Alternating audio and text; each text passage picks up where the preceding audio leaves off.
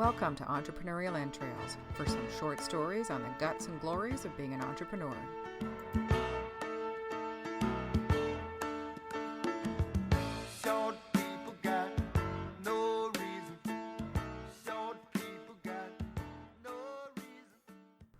Hello and welcome to Entrepreneurial Entrails. My name is Elizabeth Plouffe and I will be your Wise Word Wednesday host today.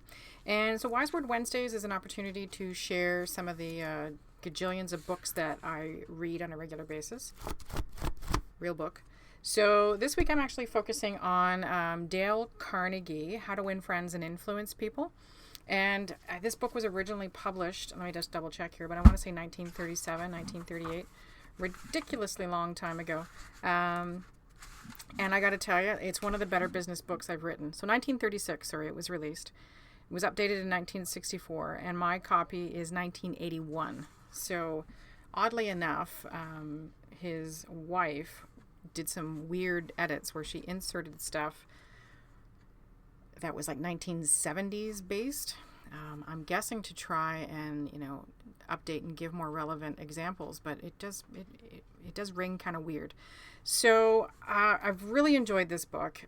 Finished it rather quickly.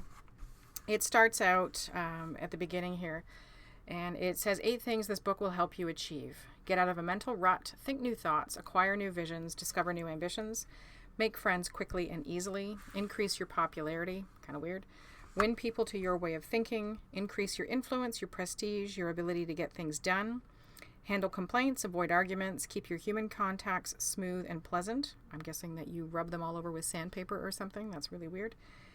Become a better speaker, a more entertaining conversationalist, arouse enthusiasm among your associates.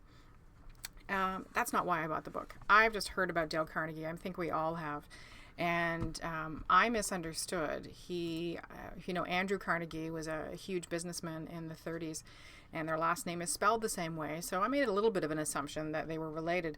Dale Carnegie actually changed the spelling of his last name. I'm not sure completely why, and I hope it wasn't a misguided attempt to capitalize on Andrew Carnegie's fame and fortune, but who knows. So anyway, ended up reading it. Fantastic. I'm going to read you one story out of it because it really, to me, illustrates quite clearly the whole focus of this book, which is to really focus on the way you engage with people. And what I mean by that is that since 1937, obviously our means of communication and our means of engaging with people on a regular basis have obviously grown exponentially. And one of the things I've noticed is a marked decline in the respect and manners used within that engagement. I follow some celebrities on Instagram, for instance, and people's one-step removal from a face-to-face conversation seems to loosen their tongues, and they just launch into these really horrid tirades and horrible remarks that I don't think any of them would have the balls to say to somebody's face. And I think this is one way, reading this book is to understand that that's not getting you anywhere. Behaving like that. I've been in networking situations, one in particular, where a fellow business person who had their table up, I was partnering with somebody, sort of indirectly. The organization that I was working for supported this other organization. And this guy got right up in their face. They were providing similar services to his for free as part of a government training program for new graduates, and it was part of a mentoring program and what have you. So they really had a fantastic idea. He went right up in their face and did not think about engagement, did not think about presentation, didn't think about ways to come to a better resolution. He just went banana pants, and he actually inspired me to talk to a friend of mine about creating a what not to do while you're networking workshop, which was very well received. And had that guy read this book, maybe he would have been better equipped to deal with his frustrations and better equipped to discuss his challenges with his perceived competitor, which they are not. It's really good. So I'm gonna give you a little bit of background on Dale Carnegie. I'm having honestly a bit of a challenge trying to find his full story other than Wikipedia. There is some stuff written in here in the book, obviously, but let's just see what we can find on here for a quick second, because, Wikipedia, it knows everything. So, Dale Carnegie, he did change it in 1922. Look at that. Was an American writer and lecturer and the developer of a famous course in self-improvement, salesmanship, corporate training, public speaking, and interpersonal skills. Born into poverty in a farm in Missouri, he was the author of How to Win Friends and Influence People in 1936. He also wrote How to Stop Worrying and Start Living, published in 1948, which I'm going to get because that looks really cool. Lincoln the Unknown. And then he's got another one, which I don't have in front of me, and it's Effective Speaking. And really looking forward to reading that as well. So he wanted to become a lecturer. He ended up being a professor, but he used the techniques that he developed. He did do it for that. Sorry, I'm reading ahead. So he developed this based on his selling experiences and what he found worked. And after saving $500, about $12,000 today, Dale Carnegie quit sales in 1911 in order to pursue a lifelong dream of becoming a Chautauqua lecturer. He ended up instead attending the American Academy of Dramatic Arts in New York, but found little success as an actor. Though it is written that he played the role of Dr. Hartley in a roadshow of Polly of the Circus. I don't know what that is. There he got the idea. He was working at the YMCA. There he got the idea to teach public speaking, and he persuaded the YMCA manager to allow him to instruct a class in return for 80% of the net proceeds. Don't ever do that. In his first session, he had run out of material. Improvising, he suggested that students speak about something that made them angry, and discovered that the technique made speakers unafraid to address a public audience. From the 1912 debut, the Dale Carnegie course evolved. Carnegie had tapped into the average American's desire to have more self-confidence, and by 1914, he was earning $500, about $12,000 today, every week. So he did, in fact, change his name from Carnegie, spelled Carnagey, to Carnegie, the Andrew Carnegie, which actually I find that kind of icky, but anyway. So this is what he ended up doing. He saw a need. He decided to create a program to address it. And while he was providing the program, there was no course book to deliver it. So this is why he ended up writing the book. So it's basically about effective speaking. It's human relations. It's leadership development. It's ways to smooth out your own rough edges so that when you're in a situation, especially in business where things can get very tense, the worst thing that you can do if you're not schooled in relationship building and human relationships is dive in at the wrong end of getting somebody to say yes and triggering their limbic system reaction. Because if you trigger the limbic system, anything you say after that, the person is not hearing. They have put themselves into a defensive posture. You won't see it, but in there, you might. If they start crossing their arms, if they start turning their feet towards the door, there's a variety of body signals to look for. But the second you jump in and suggest your solution before listening to what the customer actually needs, the second you start arguing with somebody over the efficacy of what you're offering versus what they already have or what you're trying to convince them to do, the second that you judge them or tell them what to do, you're setting off all these alarms in their brain that has just completely shut you out of the opportunity to sell to them and develop a relationship with that customer. So one of the things that I'm sure most people would agree on is that there's been so many shysters out there that the world in general has become a bit cynical when somebody gives you honest feedback. Our reaction instinctively is to suspect an ulterior motive, and that's a shame.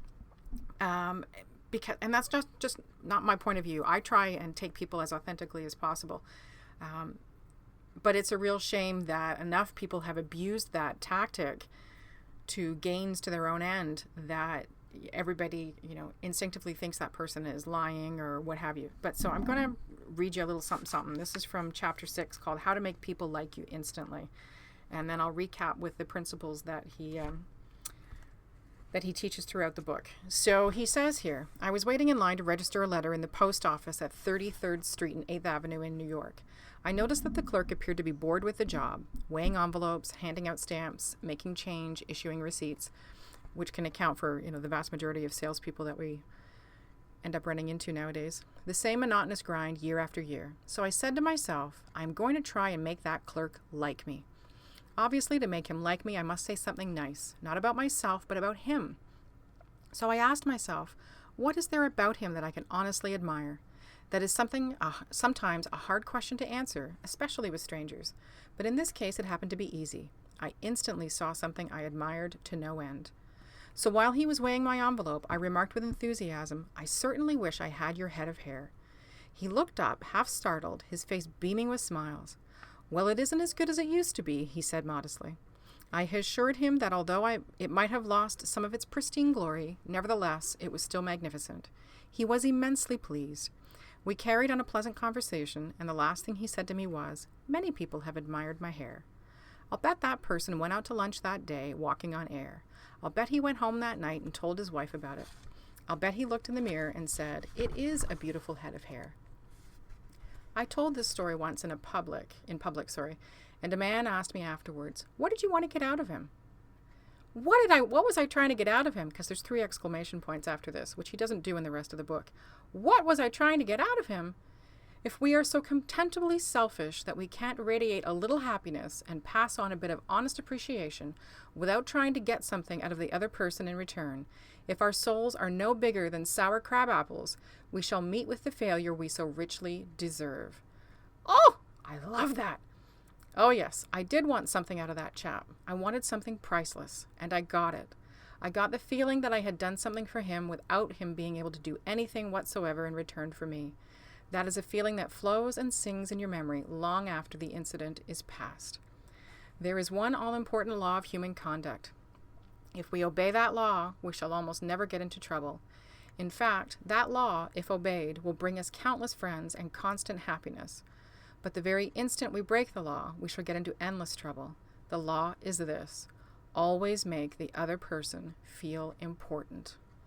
John Dewey, as we have already noted, said that the desire to be important is the deepest urge in human nature. And William James said, the deepest principle in human nature is the craving to be appreciated. So cool, so simple. The whole book is filled with stuff like that. The language, thank God, is higher level than the way a lot of things are written nowadays. I absolutely loved it. It's a book I highly recommend you take a look at. I prefer the paper copy. If you can get it on Kindle, have at her. But the stuff that you're going to get out of it, to me anyway, is priceless. And it's a reminder of the values of manners and breeding and strategy and thinking, and not doing stuff for a snake oil situation, but honestly wanting to help people, honestly wanting to do the best job possible, either for your own business or for your employer, and how being a bull in a china shop never works. You just tick people off. And business and selling and personal promotion is all about relationship building, and going back to these fundamentals of how to build a business relationship is something that can never steer you wrong. A lot of when I read these older books and then I look at what's going on today, and the gurus that are teaching people, I got to tell you, peeps, it comes from these guys. It's all being built on the shoulders of these giants who have already come before and offered this. It's just being packaged a new way. So part 1 of this book talks about the fundamental techniques in handling people. It's got titles like If You Want to Gather Honey, Don't Kick Over the Beehive, The Big Secret of Dealing with People. He who can do this has the whole world with him. He who cannot walks a lonely way.